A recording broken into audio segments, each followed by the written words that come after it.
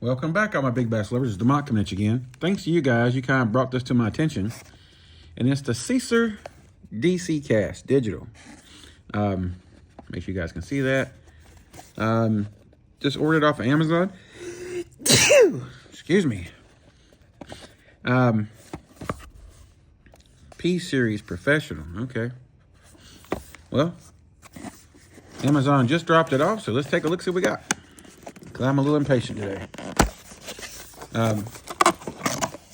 Just lost a really big fish the other day. I'm gonna set this here. I was throwing a Skeet Magnum beside a dock. Skeet Magnum square bill. And big one hooked up. Got it almost to the boat. Had to be about an 8-pounder. Lost it right beside the boat. Yeah, that was pretty bad. Okay, so it looks like all your instructions and stuff are in English. So that's good.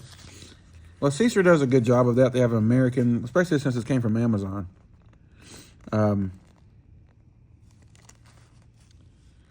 kind of an interesting grip they're using on the rod. I haven't seen that yet. I haven't got too many of the rods, so got a lot of the reels. Okay, so let's see what this is like. Let me get out of the bag here. I know we have the new Castex right over there. I might take a look at that beside it.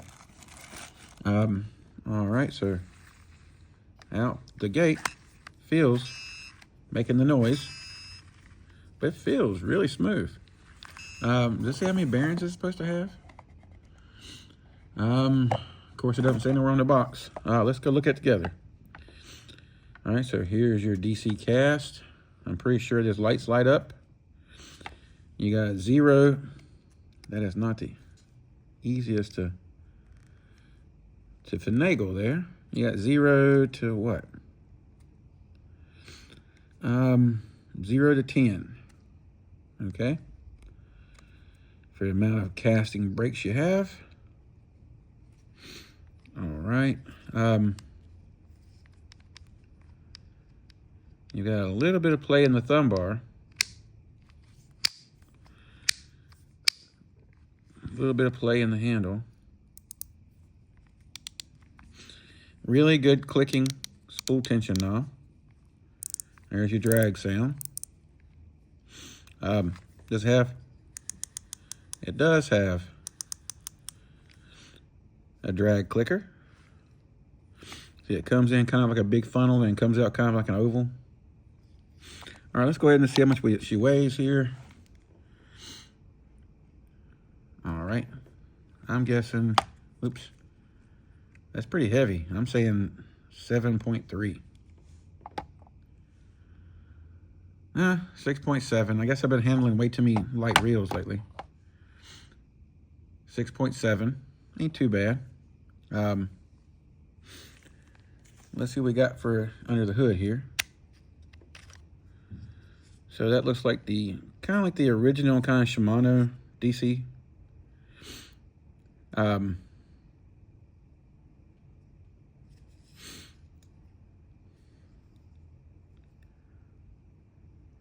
Wonder what the different. Let's just take a look at everything. So we got a full shaft, lots of grease, lots of grease. Look at all that grease in that.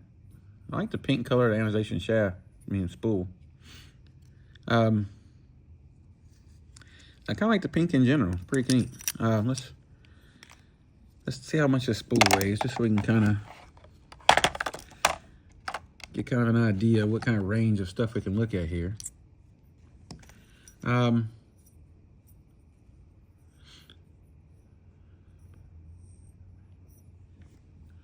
Let's just see what we got going. I think it's about probably 13, 14 grams, maybe heavier than that. Yep, 15.62. Yep, pretty good. Let's see here. I'm hoping see how much room is around the spool? I'm guessing that goes in and kind of seals around it. It does, but it's not. That's one thing Seasir, I've noticed on some of the reels, some of them have really good tolerances, and some of them don't. Only problem that really comes into if you're using really light PE line, but I don't think you'll need really light PE line on this reel. So it's got 7+1 ball bearing, and it is a 7:3 to 1 high gear ratio. So not too shabby.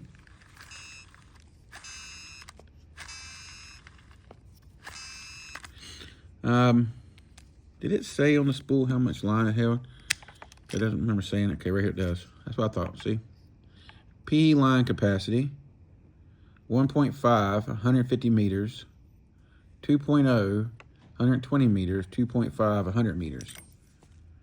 And that's all it says. Okay. So,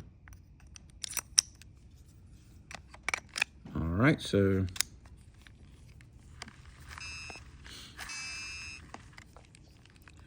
let's see if I can hold it so I can spin it and make the lights come on. Yep, there's the lights. It's hard doing this from the side. There's your lights. Okay. I'm beating the box here. All in all, it is actually one of the smoothest Seasir reels I think I've seen. Let me grab the cast decks here. Give me 1 second. Maybe I moved it. What have I got in this damn box here? Oh, I put all that back in there, I forgot. Okay.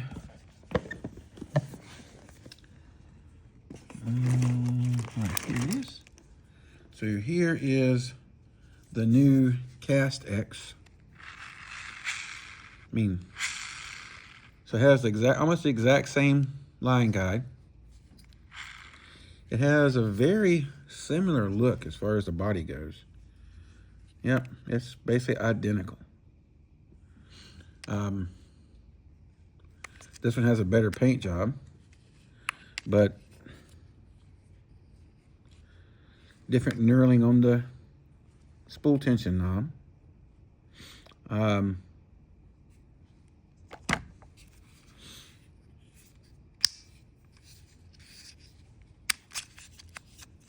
Yep, this one has the little button brakes, has 9.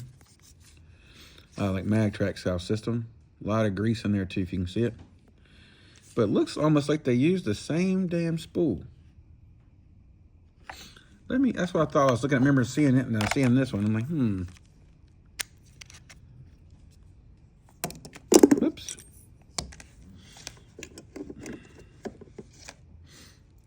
Just want to see something here.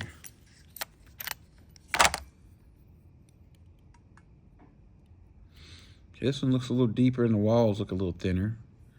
But I'm gonna try something here.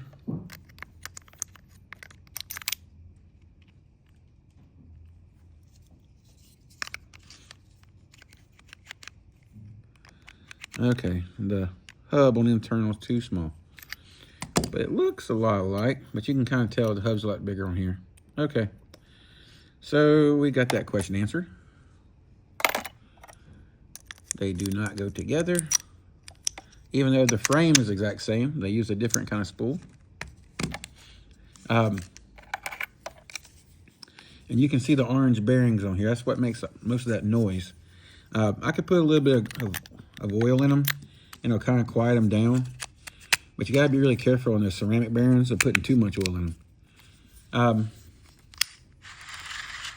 Wow, that feels, okay. I don't know what I was doing. It was like really rough at first, and now it's back smooth again. Okay, that's the cast X. We're not talking about the cast. Put the cast X down. All right, so we're talking about the DCast.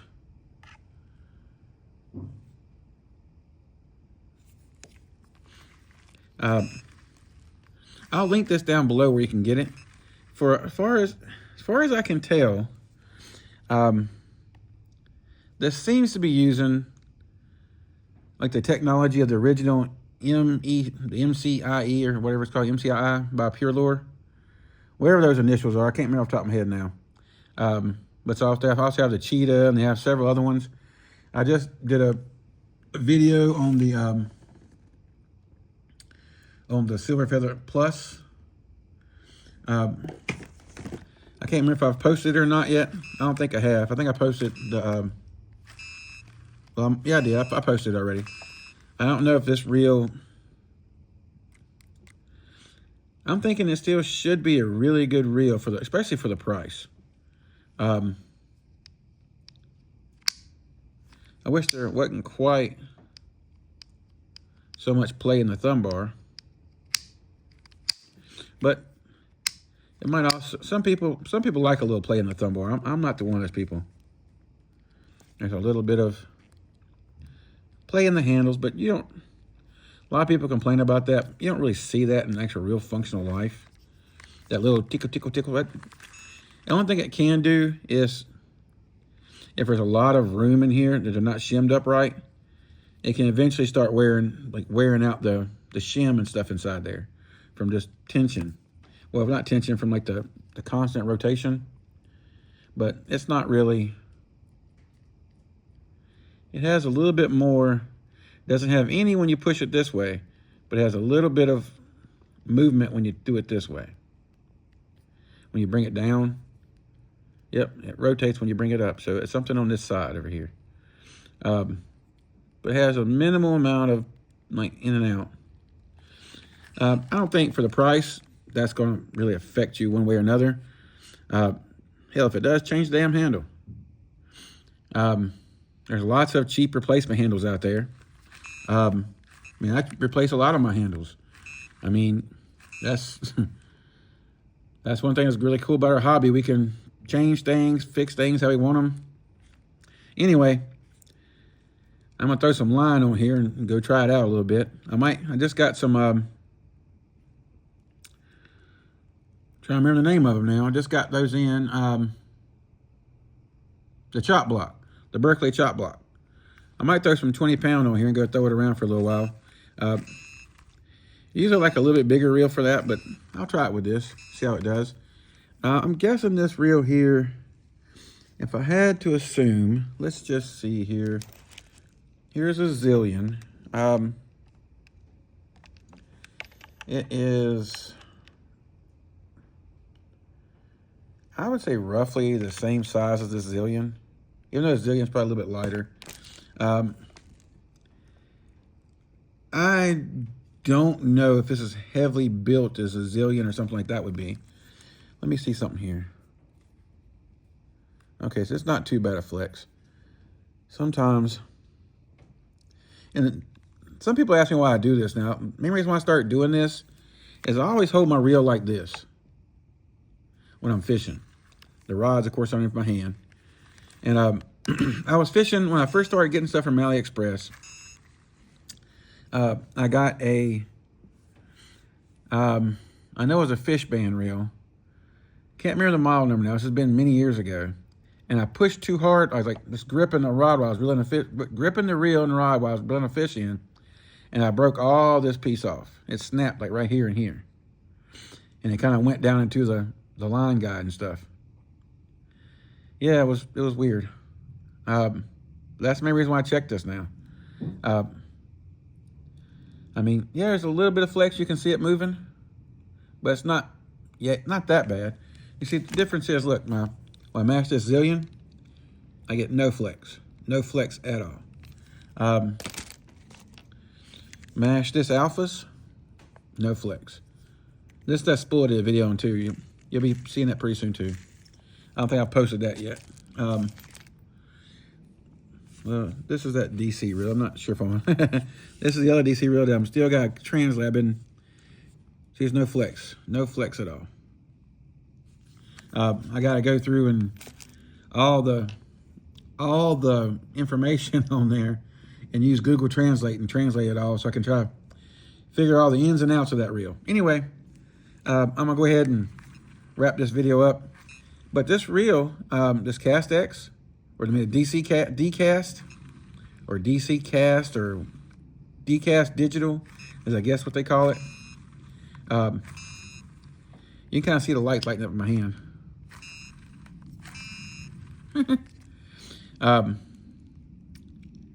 I think, don't know 100% yet, but most Seasir reels are.